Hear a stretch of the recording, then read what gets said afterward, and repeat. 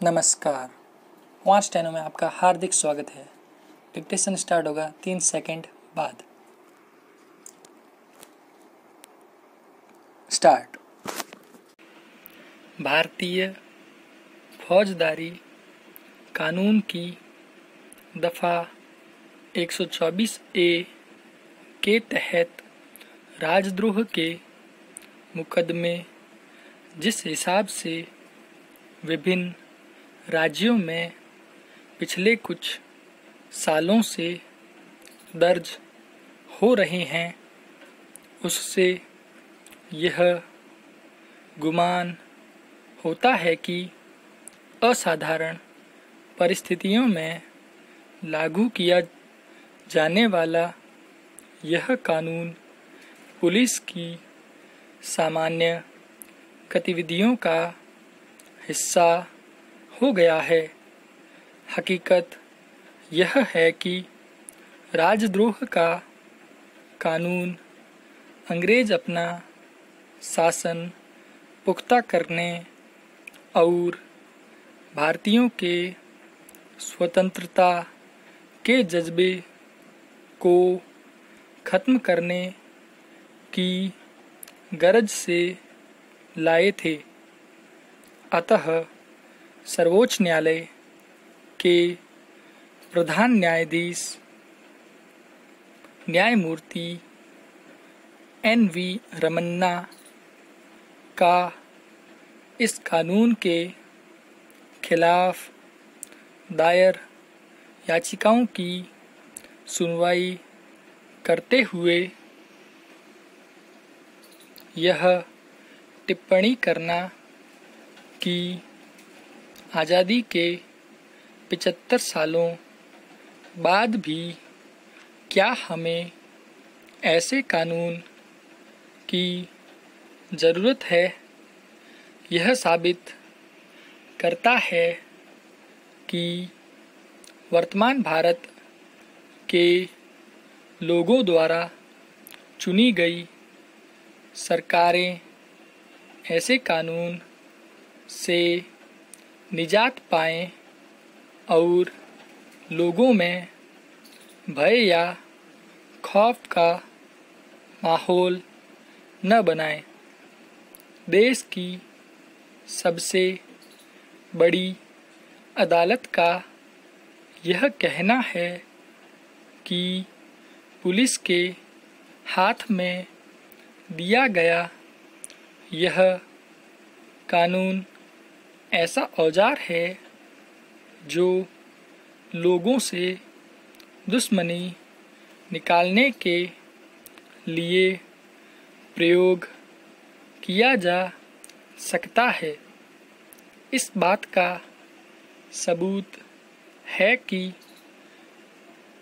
लोकतंत्र में भय या डर अथवा खौफ का माहौल पैदा करके शासन नागरिकों को उनके मूल अधिकारों से वंचित करना चाहता है।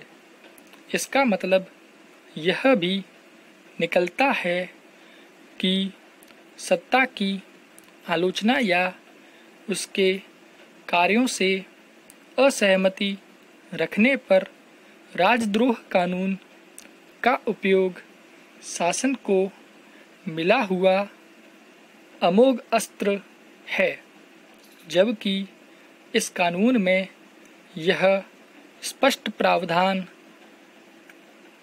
है कि इसका प्रयोग तभी किया जाएगा जब कोई व्यक्ति संविधान के अनुसार स्थापित सत्ता को उखाड़ने के लिए हिंसक तरीकों का इस्तेमाल करता है अथवा लोगों को इस तरीके का इस्तेमाल करने के लिए संगठित करता है या उकसाता है।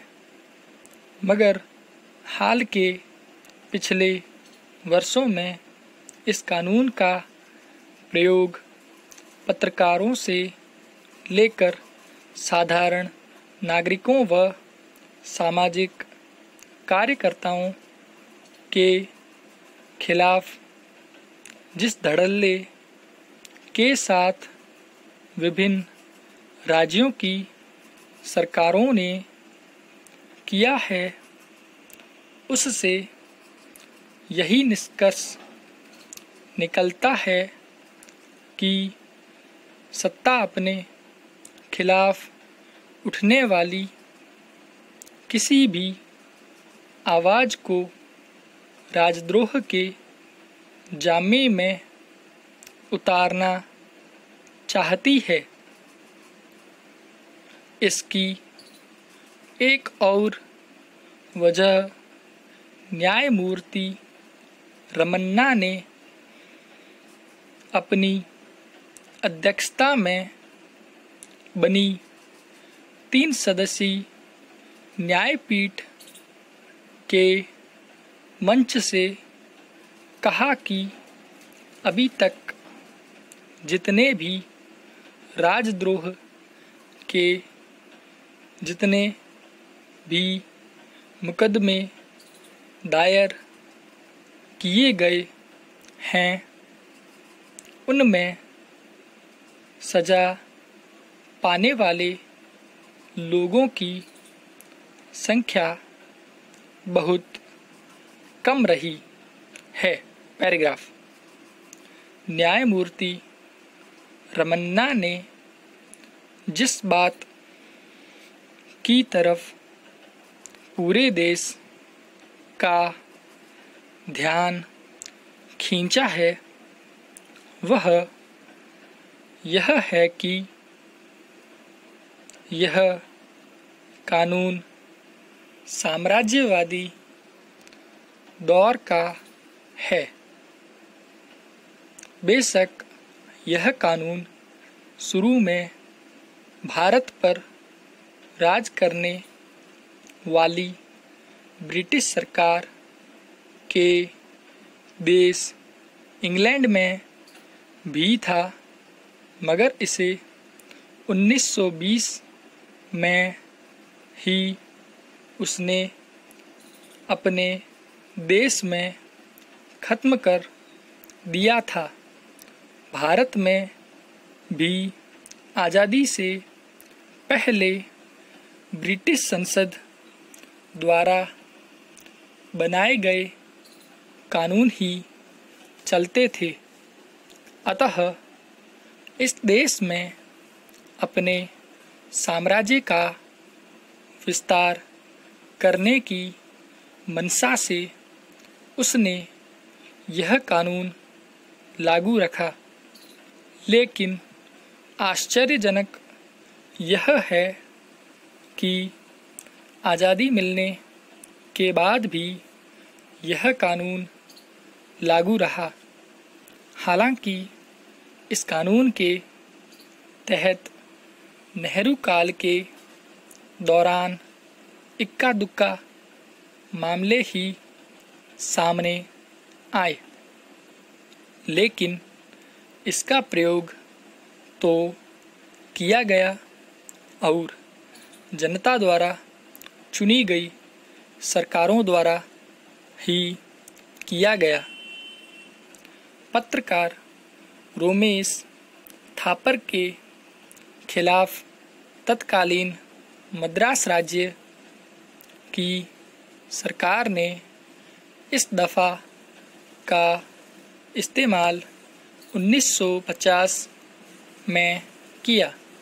इसके बाद और भी कई राज्य सरकारों ने नागरिकों के खिलाफ मुकदमे दायर किए, मगर 1962 में केदारनाथ सिंह के विरुद्ध बिहार सरकार मामले में सर्वोच्च न्यायालय ने ऐतिहासिक फैसला दिया और राजद्रोह का मुकदमा दायर करने के लिए विशिष्ट शर्तों की विवेचना की और साफ कर दिया कि इस कानून का इस्तेमाल सामान्य फौजदारी कानून की तरह नहीं हो सकता।